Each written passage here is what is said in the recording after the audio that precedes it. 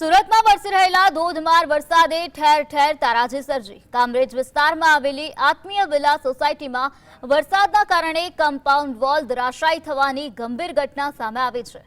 આ દુર્ઘટનામાં 2 કાર, એક ટેમ્પો અને એક મોપેડ પાણીના પ્રવાહમાં તણાઈ ગયા। આ સમગ્ર ઘટનાના સીસીટીવી ફૂટેજ સોશિયલ મીડિયા પર વાયરલ થઈ રહ્યા છે, જેમાં પાણીનો પ્રવાહ કેટલો ભયાવહ હતો તે સ્પષ્ટ દેખાય છે।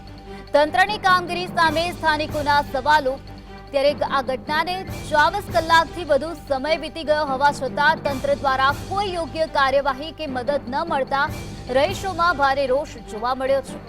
સરકારી તંત્રના મોટા દાવાઓ માત્ર પોકળ સાબિત થતા હોય તેમ સ્થાનિકોએ પોતાની સુરક્ષા માટે જાતે જ રસ્તાઓ બંધ કરી દીધા છે। તંત્રની આ ઉદાસીન નીતિને કારણે રહીશોએ મુશ્કેલીઓનો સામનો કરવો પડ્યો છે, જેના કારણે લોકોમાં વહીવટી તંત્રની કામગીરી સામે અસંતોષ ફેલાયો છે।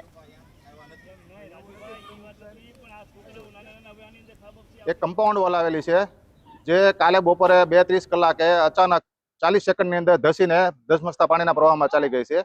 તો ત્યાં પાર્ક કરેલી ગાડીઓ, 3 4 વ્હીલર, એક ટાટા મેજિક, 2 બાઇક, એક બાઇસિકલ, સાયકલ, એ બધી વસ્તુઓ પાણીની અંદર તણાઈ ગયેલી છે અને હજી સુધી કોઈ સરકારી તંત્ર અહીંયા અમારી સોસાયટીમાં વિઝિટ કરવા આવ્યું નથી।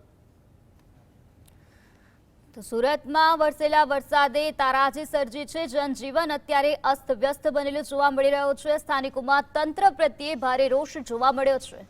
તંત્રના દાવાઓ પોકળ સાબિત થઈ રહ્યા છે, કારણ કે ઠેર ઠેર જગ્યાએ પાણી જ પાણી જોવા મળ્યું। કામરેજ વિસ્તારમાં આવેલી આત્મીય વિલા સોસાયટીમાં વરસાદના કારણે કમ્પાઉન્ડ વોલ ધરાશાયી થવાની ગંભીર ઘટના બની।